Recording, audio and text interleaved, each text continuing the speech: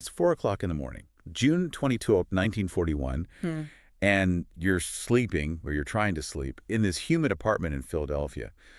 The air is just sticky, that awful early summer heat where the sheets stick to you and the fan isn't helping.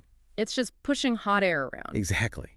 And then the silence just breaks. And it's not thunder, it's this mechanical wail, sirens rising and falling right across the city. That sound is so important. It's a psychological break. It draws this hard line between the tense, fragile peace the world had the day before and the complete collapse that's about to follow. It's the sound of the world ending. It is, even if the people hearing it don't quite realize it yet. So we're starting right there, in that moment, in the bedroom of Congresswoman Flora Blackford. The sources for this deep dive, they actually place us right inside her head. She wakes up, and her first thought is just confusion.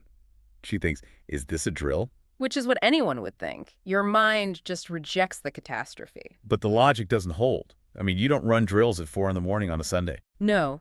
We see this all the time in historical accounts of surprise attacks.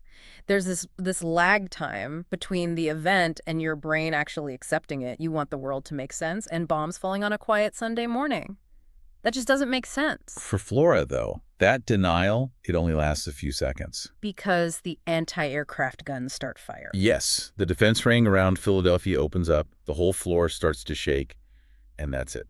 Denial is just gone. And what's fascinating about her reaction, it's not fear, not at first. No, it bypasses fear and goes straight to this political outrage. She scrambled to put on her housecoat, one arm in, one arm out, and she's screaming, that bastard, he didn't even declare war. She's talking about Jake Featherston, of course, president of the CSA. Of course. And that outrage, that's really the central theme of this whole conflict. The lack of a declaration, it's not just a breach of, diplomatic etiquette.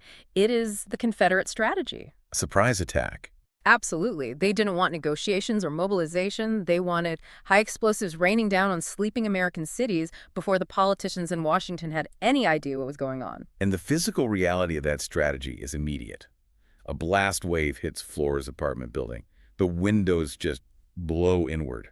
The source material is so vivid here. It describes glass shredding the plaster, covering the beds, a storm of razor-sharp debris. She barely manages to drag her son Joshua out of bed and into the basement. If they'd been just 10 seconds slower, they would have been cut to ribbons. That image of the shattered glass, it's so powerful. It signifies the end of any concept of civilian safety. In the Great War, the last war, there was a front line. There were trenches. A defined battlefield.